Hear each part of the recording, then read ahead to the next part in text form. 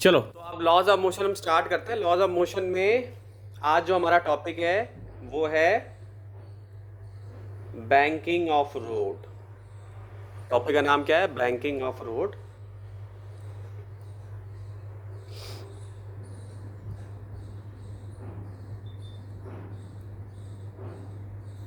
ठीक, तो इसको समझने के लिए एक छोटा सा हम डिस्कशन करते हैं कि आपने देखा कभी कि अगर स्ट्रेट रोड हो, ये स्ट्रेट रोड है सपोज करो, और उस पर एक गाड़ी चल रही है, ठीक है,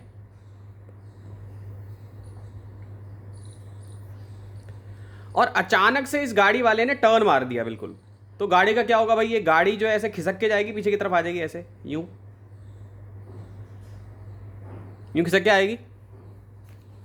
गाड़ी आएगी कि नहीं आएगी बताओ? पीछे की तरफ खिसकेगी ना। अगर इसने अचानक सही अगर इसने अचानक से वो करा, टर्न मारा, तो टर्न गाड़ी लुढ़क ही जाएगी सर। लुढ़क भी जाती है, यस बिल्कुल सही बोला तुमने। गाड़ी या तो लुढ़क भी जाती है या कभी कभी स्टेबल रहती है, स्किड कर जाती है, स्किड करती है।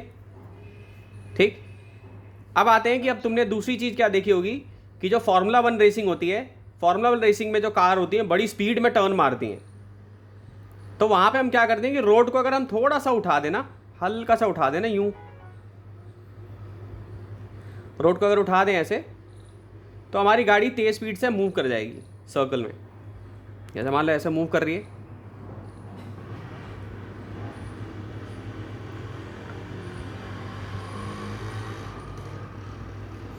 तो तेज स्पीड से भी मूव कर जाएगी। क्यों? क्योंकि वहाँ पे सेंट्रीपिटल फोर्स जो है वो हमें सपोर्ट करेगी। ठीक है, तो ये हमने अपने रियल वर्ल्ड में देखा है, आसपास हमने देखा है, उसी की डेरिवेशन हम आज करेंगे। ठीक है, पहला केस हम करेंगे कि जब गाड़ी बिल्कुल स्ट्रेट है, ठीक है, तो मोशन ऑफ अ कार, पहला जो टॉपिक है एनसीईआरटी के हिसाब से, एनसीईआरटी का ये टॉपिक है, तो उसमें motion of a car on a level road, motion of a car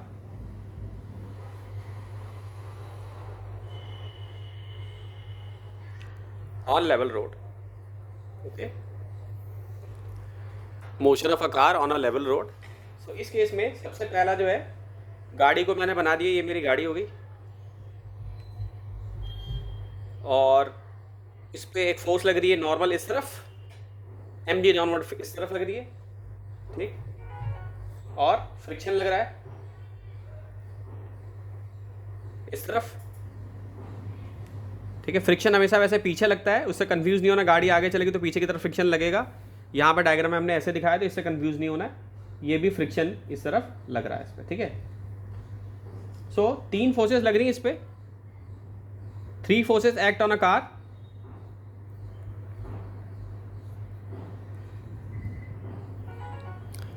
act on a car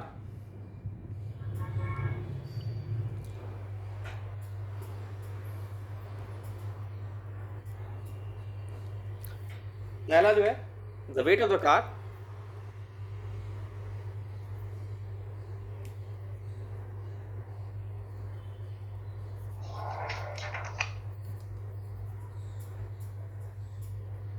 दूसरा वेट कितना भाई? mg है, normal reaction N,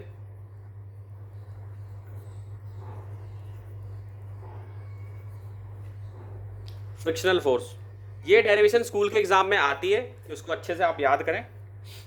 friction force F,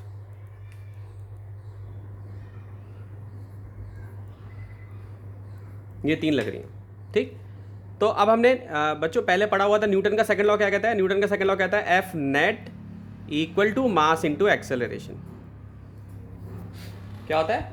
F net equal to mass into acceleration. ये पढ़ा हमने पहले, पढ़ा है ना? बताओ भाई, F net equal to mass into acceleration हमने पढ़ा है। फिर हमने ये भी पढ़ा है कि जैसे मान लो कि एक ऑब्जेक्ट है, ये बंदा 50 न्यूटन लगा रहा है और ये बंदा 20 न्यूटन लगा रहा है। ठीक है, तो मैंने तुम्हें समझाया था कि ये ब्लॉक का मास मान लो ये m है, तो इसकी इक्वेशन कैसे बनाते हैं? 50 बड़ी फोर्स है भाई, इस तरफ खींच ले जाएगा इसको, और 20 छोटी फोर्स है, ठीक है, इक्वल टू मास इसका ये पता चल गया हमें, ये एक्सेलरेशन हो गया। तो इस एफ नेट के फॉर्मूले को हम ऐसे भी समझ सकते हैं कि बड़ी फोर्स में से छोटी फोर्स को माइनस कर दिया और उधर मास इनटू एक्सेलरेशन हो गया। अब यहाँ समझने वाली जो बात है कि अगर आप ये वाला देखो जो वर्टिकल कंपोनेंट है और ये नीचे वाला कंपोनेंट देखो, तो कार कभी भी ऐसे हवा में नहीं उछल रही है। अगर मान लो कार ऐसे हवा में उछलती तो हम लिख लेते हैं n-mg equal to mass into acceleration. लिख सकते थे ना भाई, बताओ, ऐसे लिख सकते थे ना। तो ऐसा तो कुछ हो नहीं रहा है, तो हम इस केस में क्या लिखेंगे, या तो n-mg इक्वल टू लिखेंगे ma, एक्सेलरेशन तो जीरो है तो ये जीरो हो जाएगा, या हम ऐसे भी लिख सकते हैं इसको,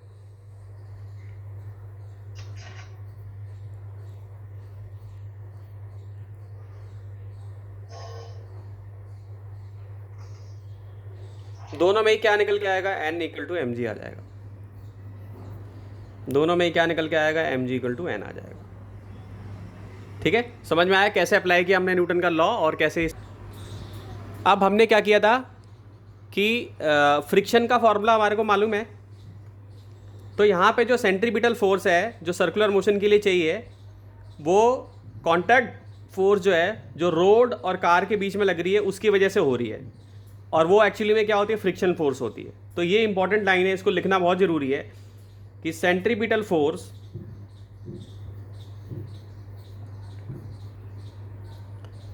required for circular motion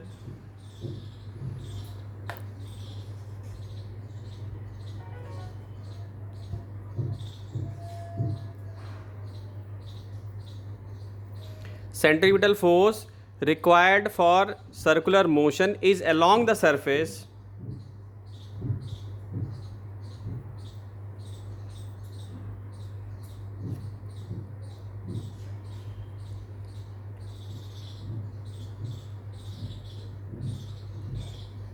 the surface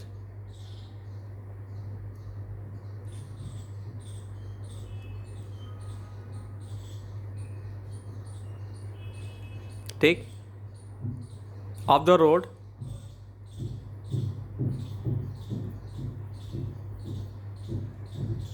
and is provided by the component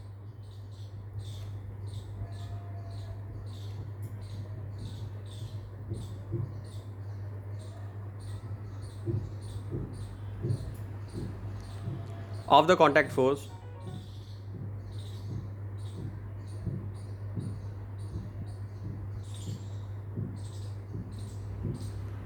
between road and the car tires, between road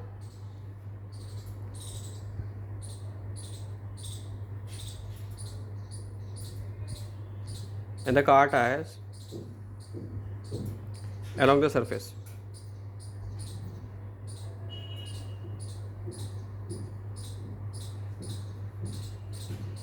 This by definition is the frictional force.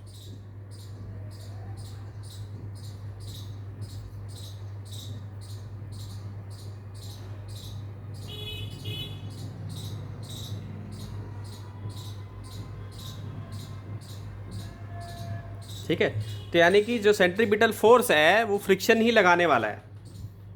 ठीक है, तो हम इसको ऐसे भी लिख सकते हैं, F greater less than mu S और एन लिख सकते हैं equal to M V square by R लिख सकते हैं ऐसे, M V square by R, F S F जो होगा म्यू एस एन के साथ हो गया और equal to M V square by R हो गया। ठीक, अब वी स्क्वायर ये सेंट्रीपिटल फोर्स होगी, सेंट्रीपिटल फोर्स सेंट्रीपिटल एक्सेलरेशन क्या होता था, वी स्क्वायर बाई आर, पहले बता चुका हूँ। ठीक है, ये एक्चुअली में क्या है तुम्हारा, force equal to M A ही है, ये F net equal to M A ही है, तो यहाँ पे फोर्स लगाने वाला कौन है, फ्रिक्शन, और ये एम बी स्क्वायर यानी मास इंटू एक्सेलरेशन ही है, तो एक्सेलरेशन की जगह पे ये पुट कर दिया हमने, तो यहाँ से इक्वेशन ये बन गया। अब इसमें कंडीशन मिल गई हमें कि कब गाड़ी स्किड कर जाएगी, कब गाड़ी स्किड नहीं करेगी, समझ रहे हो, कब गाड़ी स्किड करेगी, कब गाड़ी स्किड नहीं करेगी। तो आप इसको इनइक्वालिटी यूज़ कर सकते हो इसमें, और n जो होता है वो mg के इक्वल होता है, तो आप ऐसे लिख सकते हो,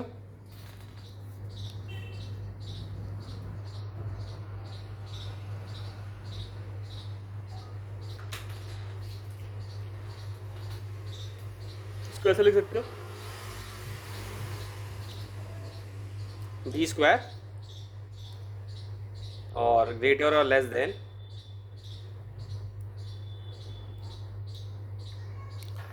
mu S R N upon M to mu S R G. ठीक, कुछ नहीं किया हमने, यहाँ से m को नीचे लेके आ गए, r को यहाँ मल्टीप्लाई कर दिया, इसको नीचे लेके आ गए। अब r जो होता है बेटा, देखो r जो होता है वो किसके इक्वल होता है, mg के इक्वल होता है नॉर्मल रिएक्शन, और यहाँ n होता है, तो नीचे m से m कट जाएगा, ये किसके इक्वल आ गया, लगभग अप्रॉक्सीमेटली म्यू एस आर जी के इक्वल आ गया। आए बात समझ में? सो वी स्क्वायर किसके इक्वल हो गया,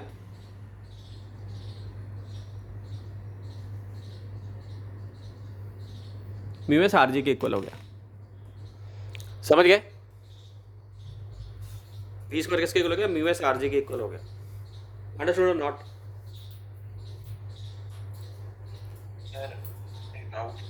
पूछो डाउट। इसका जो फाइनल कंडीशन है कि अगर हम मान लो हमें पता करना है कि मैक्सिमम वेलोसिटी जिससे कि कोई बॉडी टर्न करेगी और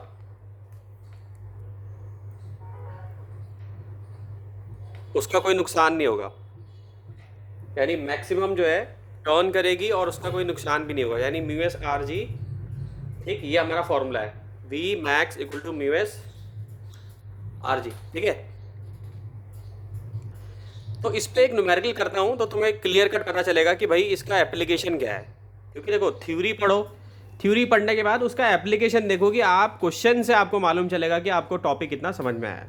तो ये वो मैक्सिमम वैल्यू है जिससे कि अगर गाड़ी टर्न मारेगी, सीधी रोड से टर्न मारेगी ऐसे, तो उसका कुछ नुकसान होएगा नहीं। अब इसको मैं ऐसे भी लिख सकता हूँ, स्क्वायरिंग बोथ साइड करूँ, अगर इस इक्वेशन को मैं स्क्वायरिंग बोथ साइड कर दूँ तो क्या हो जाएगा,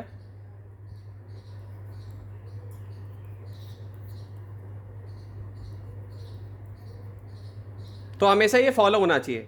जैसे मैं बोलूँ कि अगर इसकी वैल्यू 25 आ गई और इसकी वैल्यू आ रही है 3, तो ये वायलेट हो जाएगा, यानी कि गाड़ी जो है अनबैलेंस हो जाएगी, अनबैलेंस हो जाएगी, स्किड कर जाएगी। ठीक है, ये कंडीशन है। तो एनसीईआरटी में बिल्कुल सेम इस टॉपिक से एक क्वेश्चन दिया हुआ है, वो करवा देता हूँ मैं। एग्जाम्पल नंबर इसी टॉपिक से रिलेटेड है, टॉपिक पढ़ना चाहिए, साथ के साथ वैसा ही न्यूमेरिकल हमें या कोई और क्वेश्चन हमें कर लेना चाहिए। तो कह रहा है एक साइकिलिस्ट है जिसकी स्पीड दे रखी है, ये रहा साइकिल है, एग्जाम्पल 5.10 है, ये पेज 104 पे है,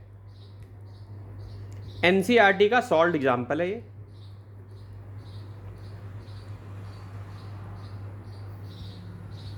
ठीक है, एनसीईआरटी का सॉल्व एग्जाम्पल है। क्वेश्चन में क्या बोला है कि एक साइकिलिस्ट है, एक साइकिलिस्ट है भाई हमारे पास, और वो टर्न मार रहा है ऐसे करके। ठीक है, पूरा टर्न मार रहा है साइकिलिस्ट, और हमें ये बताना है कि क्या वो टर्न मारते वक्त सरवाइव कर पाएगा या स्किड कर जाएगा। ठीक है, तो जो साइकिलिस्ट है उसकी जो स्पीड है कितनी है, 18 किलोमीटर पर आवर है।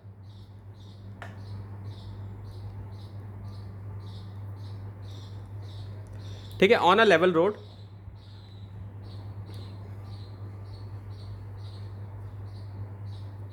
So 25 is greater than or equal to का जो आपने मतलब less than or equal to 3 कर रखा है। हाँ, वो सर आपने काट क्यों रखा है? इसलिए काटा है कि इक्वल, ये कंडीशन सेटिस्फाई नहीं कर रहा है ना, ये कंडीशन सेटिस्फाई नहीं करेगा तो गाड़ी जो है अनबैलेंस हो जाएगी और स्किड कर जाएगी, एक्सीडेंट हो जाएगा गाड़ी का। और अगर कंडीशन सेटिस्फाई करेगी, अगर कंडीशन सेटिस्फाई करेगी तो गाड़ी आराम से टर्न मार पाएगी। तो इस क्वेश्चन से तुम्हें क्लियर हो जाएगा कॉन्सेप्ट। तो 18 किलोमीटर पर आवर जा रहा है, तो इसको चेंज कर दोगे आप, इसको मैंने तुम्हें बताया 18 किलोमीटर पर आवर को चेंज करने का तरीका क्या है, 5/18 से मल्टीप्लाई कर दो, क्या हो जाएगा, ये मीटर पर सेकंड में हो जाएगा, तो ये 5 मीटर पर सेकंड हो गया तुम्हारा। ठीक, तो यानी कि आपको क्या मिल गया यहाँ पे, v मिल गया, ये जो v क्वेश्चन में था ये, यानी आपको 5 का स्क्वायर कर लोगे आप ऐसे। अब आपको यहाँ पे क्या चाहिए, कोफिशिएंट ऑफ स्टैटिक फ्रिक्शन चाहिए, नॉर्मल रिएक्शन चाहिए और g चाहिए। ठीक, ये रेडियस है, नॉर्मल रिएक्शन नहीं है, ये रेडियस है आपका, ये रेडियस है, नॉट नॉर्मल रिएक्शन, क्योंकि आर भी नॉर्मल रिएक्शन के लिखते हैं और रेडियस भी नॉर्मल, इसलिए कंफ्यूजन हो जाता है कभी कभी। सो आर जो है आपका यहाँ पे रेडियस है, इट्स नॉट नॉर्मल रिएक्शन। कभी कभी एन से भी रिप्रेजेंट करते हैं, कभी आर से रिप्रेजेंट करते हैं नॉर्मल रिएक्शन को। ठीक है, सो म्यू एस आर जी के इक्वल है, तो आर यहाँ पे क्या है, रेडियस है, ठीक। यानी ये जो टर्न ले रहा है तो उसका आपको रेडियस दे रखा है, यानी गाड़ी ऐसे, साइकिलिस्ट जो है ऐसे टर्न मारेगा तो उसका रेडियस आपको दे रखा है, कितना है, 3 मीटर है। क्लियर है। अब आप इसमें इसको म्यूएस की वैल्यू आपको दी हुई है, coefficient of static friction between the tyre and the road, यानी साइकिलिस्ट ऐसे अगर मूव कर रहा है तो ऐसे टर्न कर रहा है, तो जो टायर और रोड में जो कोफिशिएंट ऑफ स्टैटिक फ्रिक्शन है, ऐसे मूव कर रहा है, ये साइकिलिस्ट है हमारा, यूँ मूव कर रहा है, ऐसे करके टर्न मार रहा है, तो जो टायर और रोड में जो कोफिशिएंट ऑफ फ्रिक्शन है वो आपका दिया हुआ कितना है, 0.1 दिया हुआ आपको, ठीक है। तो आपको क्या करना है, इसको यहाँ पुट करना है, ठीक। आर की वैल्यू आपको दे रखी है, कितनी है आपकी आर की वैल्यू, 3 दे रखी है, और जी की वैल्यू भी आपको दी हुई है, ठीक है, जी की वैल्यू भी आपको दे रखी है हमें। सो 5 का स्क्वायर किया यहाँ पे। अभी हम कुछ नहीं देख रहे, हम देख नहीं रहे कि कौन बड़ा है कौन छोटा है। इसकी वैल्यू 0.1, आर की वैल्यू 3 मीटर और जी की वैल्यू 9.8। फटाफट मल्टीप्लाई करके देखो कौन बड़ा है, क्या ये बड़ा आ रहा है, क्या ये बड़ा आ रहा है, देखो तो करके, क्या ये बड़ा आ रहा है। तो जब आप इसको सॉल्व करोगे, एक तरफ तो स्पीड है, हाँ, दूसरी तरफ क्या है, दूसरी तरफ ये कोफिशिएंट ऑफ स्टैटिक फ्रिक्शन है, ये रेडियस है इसका, और ये ग्रेविटी है। तो इसको आपने जब सॉल्व किया होगा, करके निकालना क्या है, ये पूछ रहा हूँ मैं। निकाला हमने ये है, हमने ये पता लगाया है कि ये स्किड करेगा कि नहीं करेगा। तो आंसर आएगा यस, साइकिलिस्ट स्लिप, ठीक है, cyclist will slip.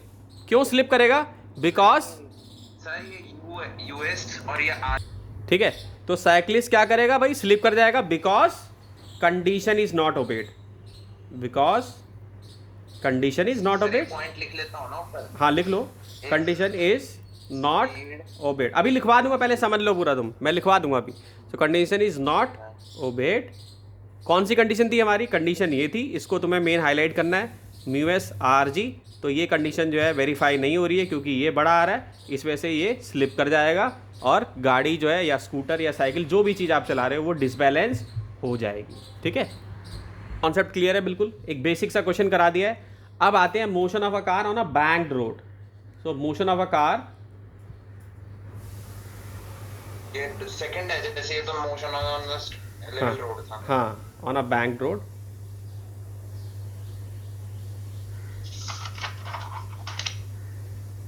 Banked road कौन सी होती है सर, जिसमें कि हमारी जैसे रोड, वैसे मान लीजिए सीधी रोड थी ना, हल्का सा हम इसको ऊपर उठा देंगे, यूं थीटा एंगल पे हम इसको उठा देंगे ऐसे। तो जब हम ऐसे उठा देंगे तो हमारी गाड़ी जो है इजीली मूव कर सकती है। तो तुमने देखा होगा जो फरारी वगैरह चलती हैं, कारें जो होती हैं, जो रेसिंग ट्रैक्स होते हैं, उनको वो थोड़े से उठे हुए होते हैं हल्के से। कभी बुद्धा सर्किट गए हो तुम, ग्रेटर नोएडा में जो है, मैंने देखा वहाँ पे, तो रोडें देखो किस तरीके से बनाई हुई हैं। तो इसको हम देखेंगे तो यहाँ पे एक नॉर्मल फोर्स आएगी इस तरफ, और mg इस तरफ आएगा,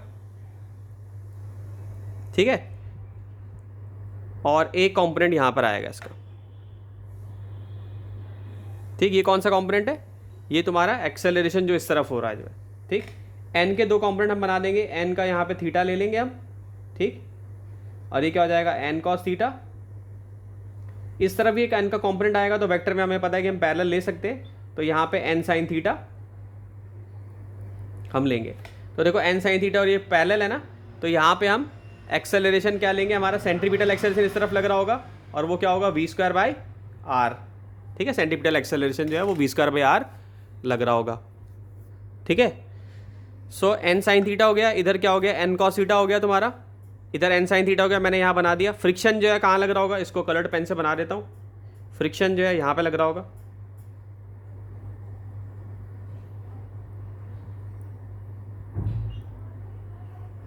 ठीक। तो इसको और थोड़ा रिफाइन कर लेते हैं, तो यहाँ पे जो कंपोनेंट्स बन रहे हैं इसको और रिफाइन कर लेते हैं। तो देखो इस तरीके से बनेगा, एक ये नॉर्मल,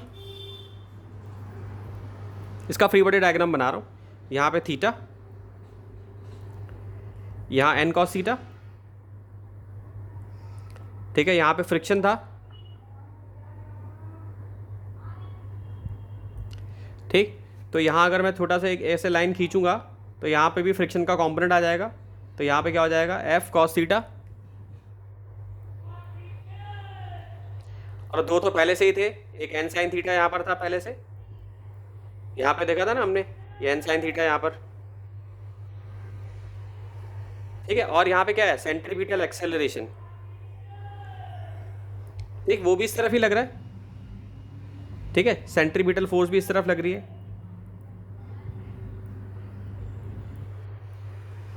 ठीक। और नीचे क्या लग रहा है, नीचे एम जी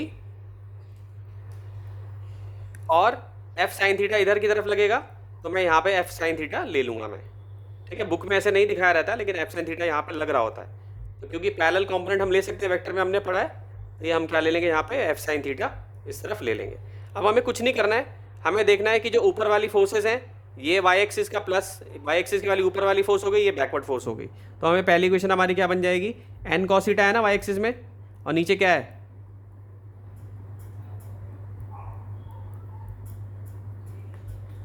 ठीक है, तो क्या हो जाएगा, N cos theta equal to M G plus F sine theta.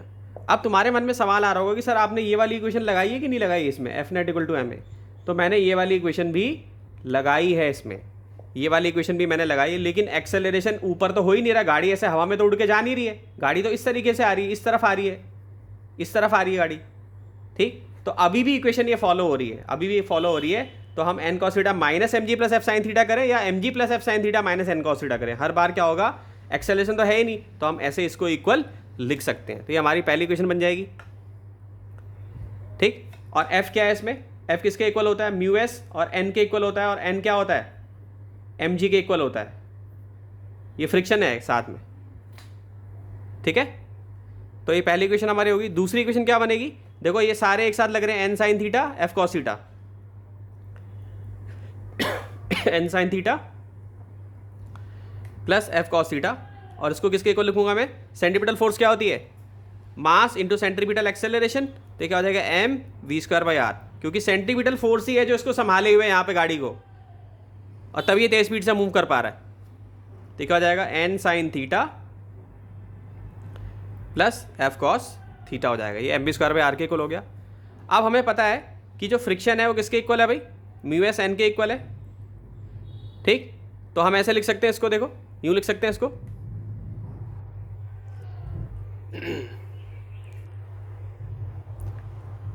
N cos theta, बस ये दोनों इक्वेशन ही हमारी मेन है। अब हम इसमें क्या करेंगे, इसकी वैल्यू को इसमें सब्स्टिट्यूट कर देंगे, तो क्या हो जाएगा, minus mu S N sine theta equal to M G, ठीक है। ये मैं पहले ही मैंने डायरेक्ट कर दिया, मैंने इसको लेके आ गया इस तरफ, और एफ की जगह पे म्यू एस एन डाल दिया मैंने, तो ये बन गया मेरा, और अब मैंने एन कॉमन ले लिया, तो क्या हो जाएगा, cos theta minus mu S हो गया, और ये किसके इक्वल हो गया, एम जी के इक्वल हो गया। सो एन किसके इक्वल हो गया, एक साइन थीटा भी लिखना यहाँ पे भूल गया मैं, इसको साइन थीटा भी लिखना पड़ेगा, ठीक है। सो एन किसके आ गया, इक्वल आ गया एम जी अपॉन, आवाज आ रही मेरी क्लियर, हेलो, हाँ जी सर, तो कॉस थीटा हो गया माइनस म्यू साइन थीटा हो गया। अब इस एन को हम यहाँ सब्स्टिट्यूट कर देंगे इसमें, ठीक है, इसमें सब्स्टिट्यूट कर देंगे, तो यहाँ पे भी एन, ठीक है, और एफ की जगह पे म्यू एस एन हो जाएगा, तो यहाँ पे क्या लिख दूंगा मैं, M G upon cos theta minus mu S sine theta, ठीक, ये हो गया, हमने ये डाल दिया इसकी वैल्यू को, और यहाँ पे क्या था, प्रोडक्ट में क्या था इसके साथ, साइन थीटा तो था ही, और यहाँ पे क्या डाला हमने, म्यू एस डाला, और फिर यहाँ पे भी डाल दिया हमने, ठीक है, क्या हो गया, एम जी कॉस थीटा हो गया, क्योंकि कॉस थीटा था, और अपॉन में क्या हो गया, cos theta minus mu S sine theta हो जाएगा, ठीक है, इक्वल टू क्या हो जाएगा, M V square by R, ठीक है, ये हो गया, ये क्वेश्चन बन गई हमारी। अब इसको सॉल्व करेंगे हम, एम जी तो हमारा कॉमन, एम से एम उड़ जाएगा इधर पहले ही, ये एम और एम कॉमन है, उड़ जाएगा,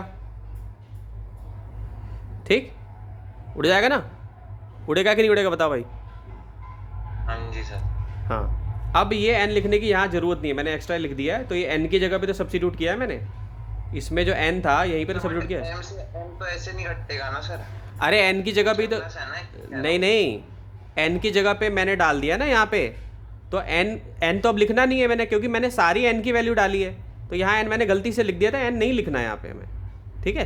भाई एन नहीं, वो आपने जो एम से एम काटा है। हाँ वो काट सकते हैं, ये एम यहाँ से काट देंगे, वो तो काटेंगे ही हम। हाँ तो हाँ सर नहीं, वो आपने एक एम पे काटा लगा रखा था ना पहले। नहीं नहीं, वो कभी कभी हो जाता है यार, लिखते लिखते जैसे कभी एक एरर रह जाता है, लेकिन कोई दिक्कत नहीं है इसमें। मेन कॉन्सेप्ट समझ में आना चाहिए। एम से एम तो ऑब्वियसली कटेगा, कॉमन हम ले सकते हैं, ठीक है। तो ये आ जाएगा तुम्हारा जी साइन थीटा और प्लस में म्यू एस कॉस थीटा, ठीक है। अपॉन में क्या आ जाएगा, कॉस थीटा, दोनों सेम ही है, बेस सेम ही है, तो क्या लिख दूंगा मैं, cos theta minus mu S sine theta हो जाएगा ये, ठीक है, equal to square by R, ठीक है। अब अगर देखो मैं इसको साइन थीटा को कॉस थीटा से डिवाइड कर दूँ, यहाँ पे इसको भी कॉस से डिवाइड कर दूँ, इसको भी कॉस से डिवाइड कर दूँ, तो 10th में तुमने मैथ्स में ऐसा पढ़ा होगा क्वेश्चन जो है, कॉस थीटा से डिवाइड कर दूँ तो क्या बन जाएगा, ये पूरी इक्वेशन क्या बनेगी, ये आर और जी, तो ये तो tan थीटा हो जाएगा तुम्हारा, क्या बन जाएगा, ये बन जाएगा आर, ये जी tan थीटा हो जाएगा, प्लस म्यू एस हो जाएगा, नीचे क्या आ जाएगा 1 minus mu S tan theta, ठीक है। यहाँ पे आर है, यहाँ पे एम बी स्क्वायर है, ये आर इससे ये आर इसके साथ मल्टीप्लाई होगा, तो क्या हो जाएगा, आर जी लिख सकता हूँ, ठीक है, और mu S plus tan theta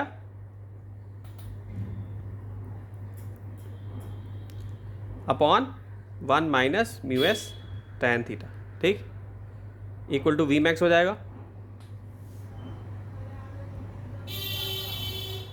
ठीक है। और v को मैं कैसे ले सकता हूँ, मैं रूट में भी ले सकता हूँ, तो रूट में आ जाएगा पूरा,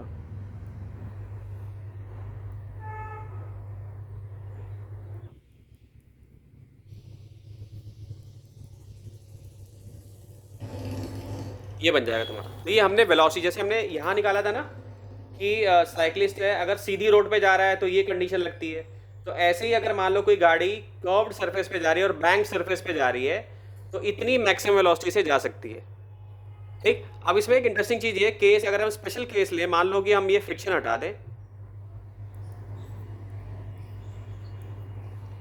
मान लो म्यूएस लिखो या फिर स्पेशल केस करने के बाद लिखो सारा, लिख लेना अभी इसको, अभी बस ये स्पेशल केस भी लिख लो पहले, एक बार बता लें दो।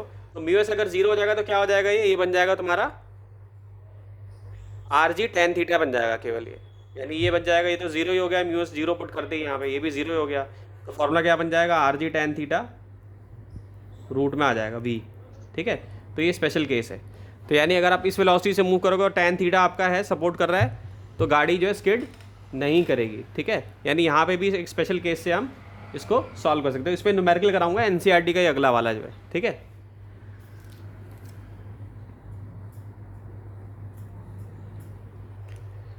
अब इसको लिख लो,